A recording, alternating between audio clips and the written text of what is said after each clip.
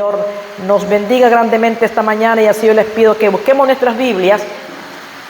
Ve, si usted no trajo Biblia, acérquese, allí tiene un vecinito, a usted acérquese a su vecino para que usted esta mañana comparta la palabra del Señor. Y dice la Escritura en el Salmo 51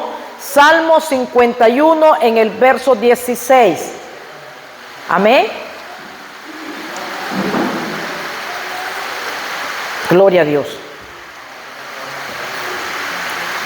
Salmo 51, verso 16, dice la palabra, honrando al Padre, al Hijo y a su Espíritu Santo, porque no quieres sacrificio que yo lo daría, no quieres holocaustos. Los sacrificios de Dios son el espíritu quebrantado, al corazón contrito y humillado, no despreciarás tú, oh Dios. Tome su asientito. Mire que a veces basta nomás un versículo para que el Señor trate con nuestras vidas y el Señor nos hable. Aquí vamos, hermanos, a poner mucha atención esta mañana. Aquí tenemos 3 palabras que tenemos que meditar en ellas. Mire, nos habla de un corazón quebrantado, un corazón contrito y un corazón humillado delante de la presencia del Señor. Son los sacrificios que el Señor quiere. Aquí el Señor ya no quería nada de que los becerros, que los aceites, que los vinos, ya no quería el Señor nada de eso. El Señor quiere, dice, en la mejor ofrenda que le podemos traer al Señor es nuestro corazón contrito, nuestro corazón quebrantado, nuestro corazón humillado delante del Señor. ¿Y qué es tener un corazón quebrantado, hermano? Dice que es ser manso, que es ser humilde y es estar dispuesto, receptivo a escuchar la voz de Dios y hacer su voluntad. Porque muchas veces estamos poniendo tantas excusas nosotros, tantos pretextos que nos estamos inventando últimamente, que está terrible el asunto. Entonces, vamos a hablar esta mañana sobre lo que es un corazón quebrantado. Un corazón quebrantado. Para eso tenemos que entender algo, hermano. Nosotros nacemos con algo duro dentro de nosotros. Unos dicen que es como una caparazón de tortuga, pero la Biblia dice que es una piedra. Porque acuérdense que dice en Ezequiel, y voy a quitarles el corazón de piedra y voy a darles un corazón de carne. Porque ese corazón de piedra es duro, hermano. Es un corazón duro de penetrar. Nos dice, ¿verdad?, que no dejamos nosotros muchas veces que se nos quebrante ese corazón. No nos dejamos quebrantar, la verdad. Entonces esa piedra hay que quebrantarla. Y no es aquel quebrantado de andar con cara triste, andar amargado. No, quebrantamiento no es eso, es romper en pedazos eso duro que está dentro de nosotros, que no nos deja recibir ese vino nuevo, eso que el Señor quiere hacer en nuestras vidas. Vamos a ver 2 ejemplos para eso. Nosotros todos hemos escuchado, ¿verdad?, la historia de David y la historia de Saúl. Pero aquí vamos a ver la gran diferencia entre estos 2 hombres. Sabemos que Saúl fue el primer rey de Israel. Un hombre con muchos dones, con muchos talentos y grandes cualidades como gobernante de la nación de Israel. Pero él pecó contra Dios. Sabemos, ¿verdad?, que Saúl se rebeló contra Dios, desobedeció la orden de Dios. Y esto le trajo consecuencias terribles a este hombre. Dios le dio una orden, pero él no la obedeció. Él quiso hacer su voluntad. Entonces, por otro lado, vemos nosotros al rey David. ¿Qué pasó con el rey David? Todos también lo sabemos. El rey David cometió pecado terrible. Cometió adulterio, asesinato, mintió. Y David, un hombre pecador delante de Dios. Si comparamos estos 2 reyes, no podemos decir que uno fue más pecador que el otro, porque delante de la presencia de Dios no existe pecado grande o chico, blanco o negro, o pecadillo, no. Pecado es pecado delante del Señor. Es lo mismo. Entonces, sin embargo, la Biblia dice que Dios no perdonó a Saúl, pero sí perdonó a David. Podemos decir, Dios tiene consentido, podemos decir, Dios hace excepción de personas. No, Dios no es libre de ese pensamiento, ¿verdad? No es así. Vamos a ver nosotros cuál fue la diferencia y qué es lo que pasó aquí, ¿verdad? ¿Qué fue lo que sucedió? Entonces, entre Saúl y David, vemos aquí que cuando Dios reprendió a Saúl, Saúl no se quiso quebrantar, sino que este hombre endureció su corazón. Se puso endurecido ante la disciplina del Señor y se amargó. Comenzó a llenarse de celos, de desconfianza hacia todas las personas, aún de su propio hijo Jonatán. Y por último terminó consultando a una bruja. Pero cuando David fue confrontado por su pecado, por el profeta Natán, este inmediatamente cayó al suelo, quebrantado su corazón, roto, partido en pedazos, comenzó a llorar amargamente este varón, ¿verdad?, David. Y esa sabemos nosotros que es la gran diferencia. El saber que su pecado era grande y que ese pecado estaba delante de Dios y que él había roto el corazón de Dios, esto le permitió a él, ¿verdad?, que el Espíritu Santo quebrantara su corazón. Y cuando el profeta le dijo, el hijo que vas a tener, ¿verdad?, con tu amante va a morir, y el niño realmente se murió, David no amargó su corazón. ¿Sabe que esta es la gran diferencia hoy en día? Y uno platica con el Señor cuando uno está estudiando estas cosas, y hay personas que de repente quieren culpar a Dios de su pecado. No queremos reconocer a veces que nosotros hemos fallado y venimos y decimos, Señor, ¿por qué permitiste eso? No deberíamos nosotros de ser, como decimos, tan audaces, ¿verdad?, y querer confrontar a Dios y decirle, Señor, sino que debemos de revisarnos. Vea lo que pasa, muchas veces como padres fallamos en la corrección de nuestros hijos. Muchas veces como padres venimos, alcahueteamos, consentimos el pecado, coqueteamos con el pecado en nuestras casas, y cuando la desgracia viene decimos, Señor, ¿por qué no me escuchás? Señor, ¿por qué permitiste esto? Nos permitimos nosotros, Dios nos deja correr, Dios nos deja que hagamos lo que queramos, y en el momento, ¿verdad?, preciso, Dios va a intervenir. Pero muchas veces cuestionamos a Dios, culpamos a Dios de nuestros pecados, y Dios muchas veces está bien lejos de nosotros, bien lejos de lo que estamos consintiendo, de lo que estamos permitiendo en nuestras vidas, en nuestros hogares. Y como Dios es soberano, y Dios, ¿verdad?, nos va a meter muchas veces en nuestras cosas si nosotros no se lo pedimos. Aquí David, sabemos nosotros de que este hombre pecó gravemente contra Dios.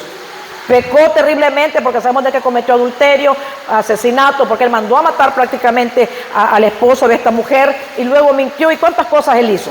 Pero vemos que la mujer quedó embarazada y Dios le dijo que ese hijo iba a morir, producto, ¿verdad?, de ese pecado de él. Pero veamos qué es lo que dijo David en 2 de Samuel capítulo 12. Veamos lo que dice David, 2 de Samuel capítulo 12, en el verso 23. Dice que cuando le da la sentencia a David, cuando el niño cae gravemente enfermo, David comienza a ayunar, comienza a orar y comienza a clamar por la sanidad de ese niño. Pero cuando le avisan que el niño murió, David dice en el verso 23 de 2 de Samuel capítulo 12, dice David, mas ahora que ha muerto, ¿para qué he de ayunar? ¿Podré yo hacerlo volver? Yo voy a él, mas él no volverá a mí. Quiere decir que desde ya se creía en una resurrección. David ya creía en una resurrección, porque él aquí, parafraseándolo, él dice, ¿verdad? Bueno, ya te fuiste de mí, no puedes venir a mí, pero yo un día voy a ir a ti, le dice ya cuando el hijo, él se da cuenta que su hijo murió. Entonces, de ahí en adelante, David comienza a caminar con un corazón quebrantado. David comienza a caminar en humildad. Eso le trae, ¿verdad?, todas estas cosas. Tenemos otro ejemplo, tenemos el ejemplo de Judas y el ejemplo de Pedro. Todos sabemos, ¿verdad?, estas historias, las conocemos, pero lo bueno es que comencemos a conjugar estas historias. ¿Qué pasó, verdad, con Judas? Sabemos que Judas entregó al Señor, ¿por cuántas monedas? Por 30 monedas de plata Judas entregó al Señor. ¿Y qué pasó, verdad, con este Judas? Judas cometió alta traición, entregó a Jesús. Pedro también cometió traición. ¿Qué hizo Pedro? Negó 3 veces al Señor. Aquí vamos a ver entonces la diferencia. Judas, cuando se da cuenta que ha entregado a un hombre inocente, ¿qué hace Judas? Va, corre y se suicida. O sea que Judas no creyó en el perdón, no creyó en un arrepentimiento y un perdón. Dios lo hubiese perdonado, porque Dios dice que Él es perdonador, ¿verdad? Él es bueno, Él es misericordioso. Y dice que Él no desprecia nunca un corazón que se acerca a Él, ¿cómo? Contrito y humillado. Porque a veces ni así nos acercamos con altivez, nos acercamos con soberbia a veces. Y dice que el Señor nunca va a despreciar un corazón que venga a Él humillado y contrito, dolido. Debemos estar dolidos como estaba dolido David al reconocer que había pecado. Entonces, ¿cuál es la diferencia entre Pedro y Judas? Pedro lloró amargamente por haber negado a su maestro, se arrepintió. Y vemos que allí en Juan se le aparece Jesús, restaura a Pedro, porque Pedro se quebrantó, sintió dolor por su pecado, reconoció su pecado, se arrepintió de su pecado y fue quebrantado y fue perdonado. Vea qué bonito, ¿verdad? Entonces, ¿cuál es la diferencia entre una persona quebrantada y una persona no quebrantada? Está en medio el orgullo. Ese orgullo, ¿verdad?, que no nos deja a nosotros quebrantarnos delante del Señor. La persona orgullosa siempre se está excusando, buscando las fallas en los demás. Usted quiere corregir o reprender a un orgulloso soberbio y no se deja, porque me dice, ¿quién sos vos para que me digas todo lo cual cosa? ¿Y que te las crees de muy santa o te las crees de muy santo? No se deja la persona orgullosa, no se deja pastorear, no se deja, ¿me entiende?, quebrantar por el Señor. No reconocemos el pecado, siempre estamos excusándonos, viendo el pecado de otro. Y aquí vemos a estos hombres, en el caso de Pedro y en el caso de David, miramos que inmediatamente les dicen su pecado y lo que hacen es quebrantarse su corazón y echarse a llorar amargamente, porque reconocen, como que dice, estoy descubierto, no puedo negarme, no puedo ocultar lo que he hecho. Señor, aquí estoy desnudo en tu presencia, ten misericordia de mí. Y Dios tiene misericordia de aquel que realmente reconoce su necesidad de perdón y su necesidad de misericordia del Señor. Entonces ellos reconocieron. La persona que es orgullosa, oiga, no reconoce su pecado, está buscando las fallas de los demás, tiene un espíritu crítico y siempre se está defendiendo. El quebrantado, en contraste con el orgulloso, siempre está reconociendo su necesidad espiritual. Siempre está reconociendo que necesita, que no puede sola, que no puede solo, que necesita de la ayuda y la misericordia de Dios. Muy diferente, ¿verdad?, la situación. Entonces, por eso queremos también nosotros ver cómo el Señor tiene misericordia. Hay otro caso bonito, ¿se acuerdan el ejemplo de la mujer sirofenicia? Que el Señor Jesucristo, ella llega pidiendo al Señor y el Señor le dice que no está bien darle a los perros, ¿verdad?, las migajas. Y ella le dice, Señor, pero si hasta los perros comen de las migajas de su amo. Humildad. Es lo que nos hace falta, mucha humildad, y es lo primero, la primer característica de un cristiano debe de ser manso y humilde de corazón. El Señor lo dijo, aprendan de mí. Y tenemos el ejemplo máximo de nuestro Señor Jesucristo, que Él fue manso y fue humilde de corazón. Entonces esta mujer, cualquier nosotros se humilla, ¿verdad?, se ofende que le digamos perro. Dios libre, nos sacan en las cuatro esquinas. Pero esta mujer se está humillando, se está quebrantando delante del Señor, y Dios tuvo misericordia de eso. Dios tuvo misericordia de ella. Entonces el orgullo siempre está buscando que le sirvan. El quebrantado es lo contrario, siempre está buscando a quién servir, porque quiere imitar y agradar a su maestro. Vemos lo que nos dice Mateo capítulo 20 sobre este asunto, porque hoy en día no queremos servir, hermanos, queremos que nos sirvan nada más. Y una característica del corazón quebrantado, del corazón humilde, es que siempre está dispuesto a servir. Mateo capítulo 20, en el verso 27, ¿qué dice la palabra? Y el que quiera ser el primero entre vosotros será vuestro siervo. Como el Hijo del Hombre no vino para ser servido, sino para servir y para dar su vida y rescate por muchos. Esa es una característica también de un siervo de Dios, el servir a los demás, no esperar que me sirvan. Pero hoy en día es lo contrario, es al que está sirviendo, al que corre en el primer plato, el primer vaso, la mejor silla, la mejor bandeja, y no debe de ser así. El Señor Jesús nos da el ejemplo que dice que Él no vino a ser servido, Él vino a servir. Y nosotros, si somos seguidores de Cristo, estamos acá para poner su palabra por obra y ser servidores de otros. Pero qué difícil se nos hace cuando en el corazón hay orgullo, qué difícil se nos hace cuando todavía la piedra está ahí y no la dejamos quebrantar, no la dejamos romper en pedazos para poder tener eso tan hermoso en nosotros, ver esa característica de ser manso y de ser humilde de corazón como el Señor manda. Entonces aquí la palabra nos habla que los gobernantes ven al pueblo como sus siervos o sus esclavos, dice, y no les importa lo que el pueblo piensa, dan órdenes y se hace como ellos dicen. Jesús dice, esto no puede pasar en la iglesia, y esto está pasando en la iglesia hoy en día, pero la gente no tiene entendimiento, no tiene discernimiento para darse cuenta que le están montando cargas tan pesadas que ellos no la llevan.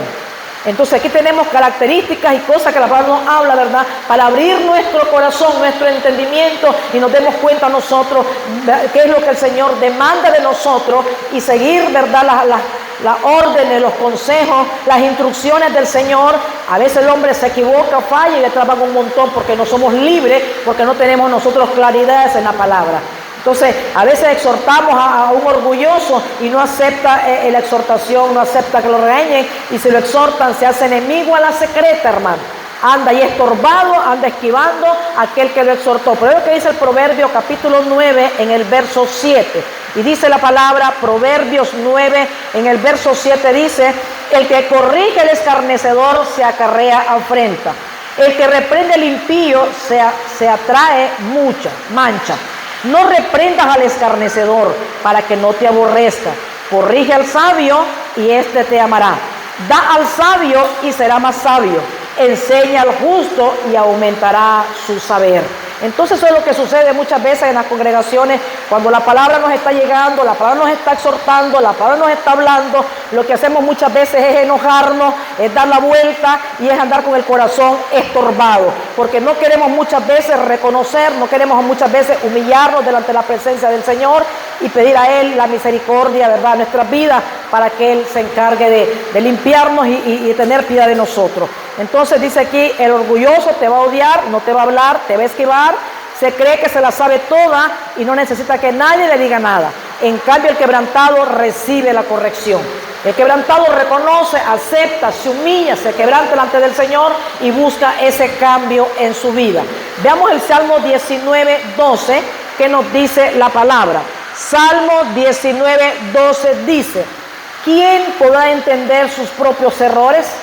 Líbrame de los que me son ocultos. Preserva, dice, también a tu siervo de las soberbias, que no se enseñoreen de mí. Entonces seré íntegro y estaré limpio de gran rebelión. Entonces estas cosas, hermanos, la soberbia, la rebeldía, son pecados bien terribles delante del Señor. Son pecados, dice que los toma como la brujería, como la hechicería, como la idolatría. Entonces tenemos que trabajar en nuestros corazones y tener, ¿verdad?, esa característica que era la de Jesús, de ser una persona mansa, una persona humilde. Dice que Él fue crucificado, Él fue golpeado, Él fue humillado, Él fue vituperado. ¿Y qué hizo Jesús, hermanos? ¿Qué hizo Jesús? Dice que no abrió su boca, pero nosotros la abrimos como el sapo. ¡Bah! Hablamos más de la cuenta. ¿Y quién es la Julanda y quién es la Sultana? Y acabamos a todo mundo, hermano. Y eso es pecado delante del Señor. No nos callamos, porque no somos humildes. Si fuésemos humildes, el maestro se quedó callado, pudiendo haberle dicho 50, pero no dijo nada. Dice, como cordero mudo. No abrió su boca, te vituperan, te calumnian, te critican. Déjeselo al Señor, callemos nuestra boca, porque eso honra al Señor, eso alaba al Señor, eso exalta al Señor. No andemos comentándolo con nadie. Otro problema terrible que tenemos, hermanos. Escuchamos algo, sabemos algo y wiri. No porque lo hacemos por esto, lo hacemos porque eso es chisme ya. No aprendemos a callar, no aprendemos a guardarnos aquello, problema del hermano, la hermana, lo divulgamos, lo vituperamos, lo desnudamos. Tenemos que aprender a ser humildes, a callar, a dejarle las cosas al Señor, a ser un instrumento para bendición de otros y no para andar vituperando a los demás, porque eso es pecado delante del Señor.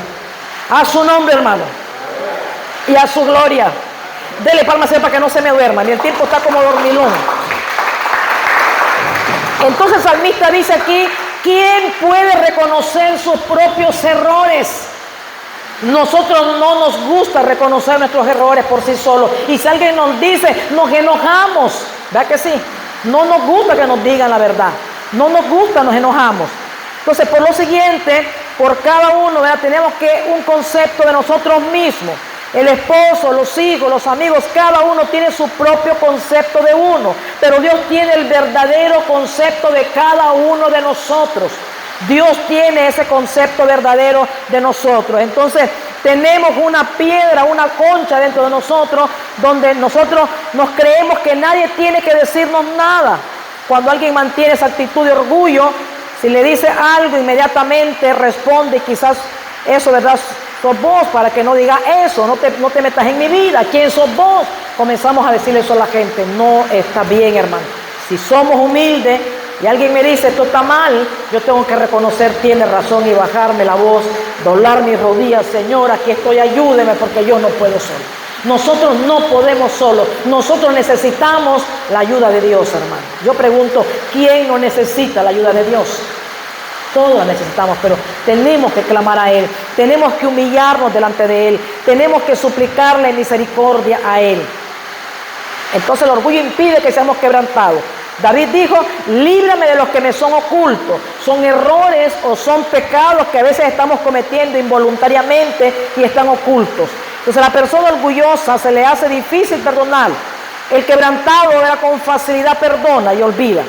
Vamos a ver los beneficios que trae el ser una persona con un corazón quebrantado.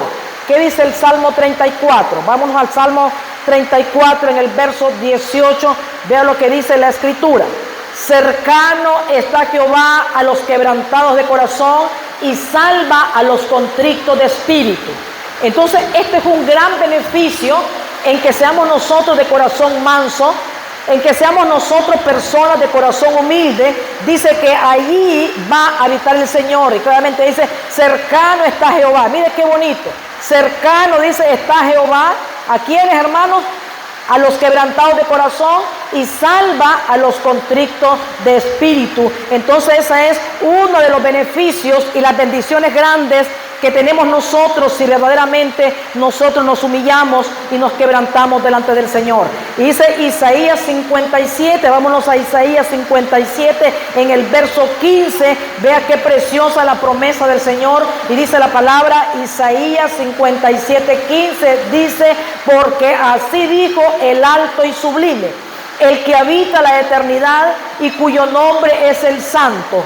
Yo habito en la altura y la santidad, y con el quebrantado y humilde de espíritu, para hacer vivir el espíritu de los humildes y para vivificar el corazón de los quebrantados. Mire qué bonito la Escritura. Dice que Dios habita allí. Donde hay un corazón quebrantado, hay un corazón humilde, hay un corazón contrito delante del Señor. Dice que allí habitará el Señor. ¿Para qué? Ahí va a vivir el Señor con los humildes y va a vivificar el corazón de los quebrantados. Entonces a los contritos, humillados de corazón, el Señor no les dio una promesa consoladora. Dice que Él mismo, el que habita en las alturas, el Santo, dice que Él va a habitar en ese corazón humilde y va a encontrar libertad de toda esclavitud de pecado. Entonces, qué bonitas las promesas, qué hermosa es la palabra del Señor. Dice que Él quiere reavivar el espíritu de ellos, darles nueva vida y proporcionarles consuelo en su presencia. Entonces, muchas veces, hermanos, sufrimos más de la cuenta, ¿verdad? Porque no permitimos nosotros que seamos quebrantados, que seamos hechos pedazos, y hasta que no se rompe esa concha dentro de nosotros, no se va a manifestar la vida verdadera dentro de nosotros. Esa presencia de Dios, ese Dios todopoderoso ministrando nuestras vidas, ministrando nuestros corazones en el momento de angustia, en el momento de desesperación. Él promete consolarnos, Él promete estar allí siempre con nosotros. Y vean lo que dice en 2 de Corintios capítulo 4.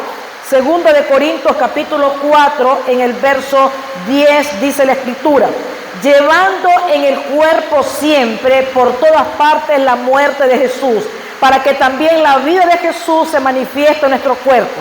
Porque nosotros que vivimos siempre estamos entregados a muerte por causa de Jesús, para que también la vida de Jesús se manifieste en nuestra carne mortal. Bendita la palabra del Señor. De manera que la muerte actúa en nosotros y en vosotros actúa la vida. Entonces esto, hermanos, este es un principio que el mismo Señor Jesucristo nos enseñó, el quebrantamiento, ¿verdad?, en todo su ser. Este es el secreto de la vida espiritual: morir día a día al hombre viejo, morir día a día al yo, y darle cabida, ¿verdad?, a ese Cristo glorioso, a esas marcas del Cordero en nuestras vidas, a esa humildad, a esa sencillez en nuestras acciones, en nuestras palabras y en todo lo que nosotros hagamos. Necesitamos nosotros en estos últimos tiempos, hermanos, meternos en una verdadera consagración, en un verdadero sometimiento al Señor, clamando a Él que Él haga la obra, porque es tiempo de prepararnos, es tiempo de estar en esa constante humillación delante del Señor. Cristo viene pronto, hermanos, y Él quiere encontrarnos en santidad. Él quiere encontrarnos que estamos nosotros esperando ese momento glorioso, esperando su venida. Vámonos a San Juan. En el capítulo 12 nos dice la palabra en el verso 24. San Juan 12, 24 dice: de cierto os digo, que si el grano de trigo no cae en la tierra y muere, queda solo. Pero si muere, lleva frutos. El que ama su vida la perderá, y el que aborrece su vida en este mundo, para vida eterna la guardará. Entonces Dios nos habla, hermanos, de muchas maneras. El aborrecer la propia vida indica la actitud que valora los intereses celestiales por encima de los de esta tierra. Los que siguen a Cristo le dan poca importancia a los placeres, a la filosofía, a los éxitos, a los valores, a las metas y los métodos del mundo. Ellos ganarán la vida eterna porque no le tienen tanto amor a las cosas de este mundo para no dejarlas por causa del Señor. Pero muchas veces estamos tan afanados en las cosas del mundo. Esto acompañaba a Pablo siempre, donde Pablo iba, esto era lo que acompañaba siempre a Pablo, ¿verdad? Estar buscando cada día esa actitud conforme al corazón de nuestro Padre Celestial. Entonces es hasta que la semilla cae en tierra que se quebranta, se rompe, ¿verdad? Con la combinación del agua y la tierra. ¿Qué pasa si eso no sucede?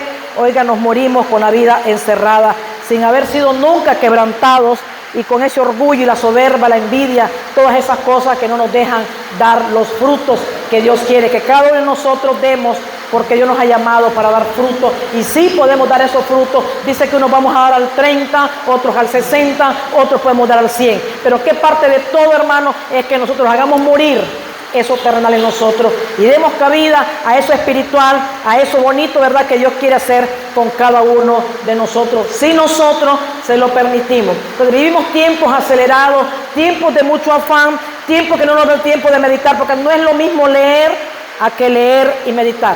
No es lo mismo. A veces leemos de corrido y agarramos esto, dice la Biblia. No, hay que meditar, hay que, ¿me entiende?, buscar la Biblia, buscar un diccionario bíblico, hay que buscar las concordancias, hay que mezclar las cosas, hay que ver de dónde viene, hay que ver el concepto para que podamos sacar nosotros lo que realmente Dios nos quiere decir para nuestras propias vidas. Entonces Dios nos continúa hablando en estos tiempos, hermanos. Dios quiere personas, ¿verdad?, con un corazón quebrantado. Dios quiere personas con un corazón contrito. Dios quiere personas que quieran imitarlo a Él.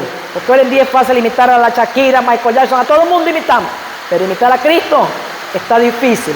Sobre todo en eso, ¿verdad? En el servicio, en la humildad, en la mansedumbre, en el amor, en servir, en perdonar. Está como bien complicado, está como decir, pero la palabra es la misma de ayer, de hoy y de siempre. Ella no pasa de moda, ella sigue vigente, y es esta palabra que tenemos que nosotros ponerle mucho ojo y mucha atención.